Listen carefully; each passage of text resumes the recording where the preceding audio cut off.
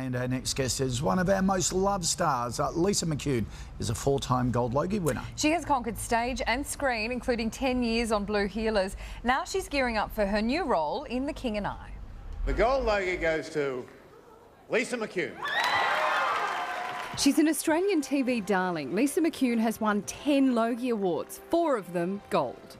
Thank you, Australia. Thank you, everyone here. For a decade, she was Maggie Doyle in Channel 7's police drama Blue Heelers. Now, do you want to tell me what the hell's going on? Maggie, I need to tell you something. But Lisa has a love of the stage too. She starred in South Pacific and The Sound of Music.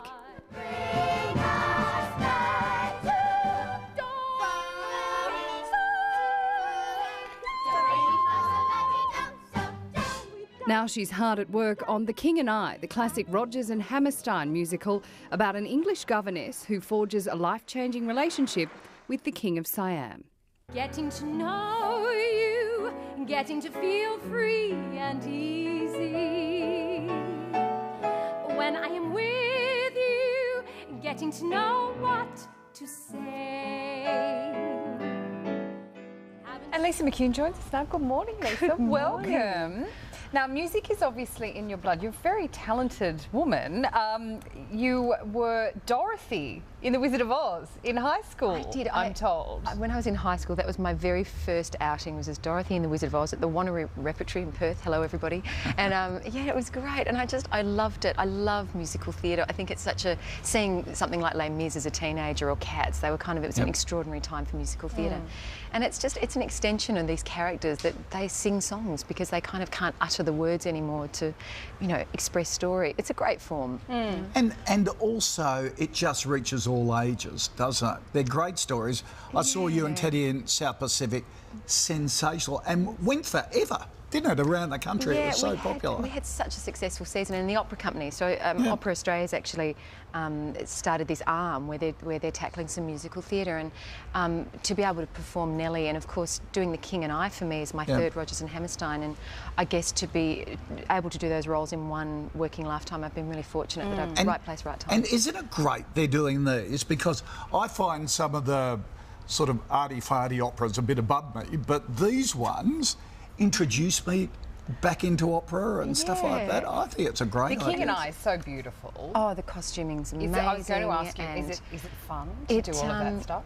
Roger Kirk won a Tony Award for the production and the costumes I've been fitted with, and the way that the whole of the Siam court is portrayed, the opulence is amazing. And you know, we sometimes, I guess, don't look behind the scenes at these productions and see the incredible craftsmanship that our Australians, you know, we've got Catherine Martin working on Strictly Ballroom, and that will look amazing. And we've got The King and I, where so much time and effort goes into the sets, and you know, you kind of want that when you have a theatre experience, because you've got to sit there for 2.5, 3 hours, and our audiences today, you know, we're quick, so you've got to hold them for that time. What's the magic of The King and I? Simon Reeve was telling us he actually saw Yul Brynner in The King and I in the West End. Because he did 4,500 performances of The King and I, which is extraordinary.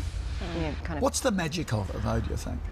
For me, The King and I it's a love story that's never, it kind of transverses culture. I think it's a beautiful story about different cultures coming together in a time when it probably wasn't the norm, obviously because of travel, and it's beauty and understanding of each other, and these two, the King and Anna, I finally made the title in the show, but they have this relationship where it's a meeting of minds, and they fall in love in a way that's never, you know, they never kiss or they never have any of that, but it's so romantic. Yes, it's old-time romance, isn't it? It is, and they're really, it's because they're very clever and they see eye to eye on so many things, and yet they fight and spar on so many levels.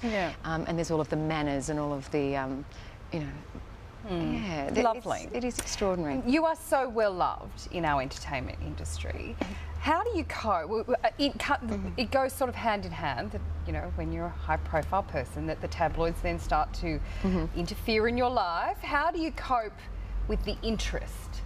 in your life? Do you shrug it off? Is it? I think that comes and goes in different times in your life, and I actually lead a really normal life. I get my kids off to school and do all of that stuff, and you just, there's little bursts of it every now and then. If you happen to be doing a show or you happen to be launching something, I just try to get on with my life and keep it as normal as possible for me and my kids, because they deserve it to be normal. Yeah. How old are the kids? Yeah, my guys are 13, 11 and 9. So they're very excited about The King and I. My daughter's been under my big dress. And, yeah, they are. The kids will love it. I think we're working with nearly 80 children up and down the eastern seaboard over the 3 cities. So cool. It'll It's be a long big. way from blue heelers, isn't it? The King and I. Yeah, it is.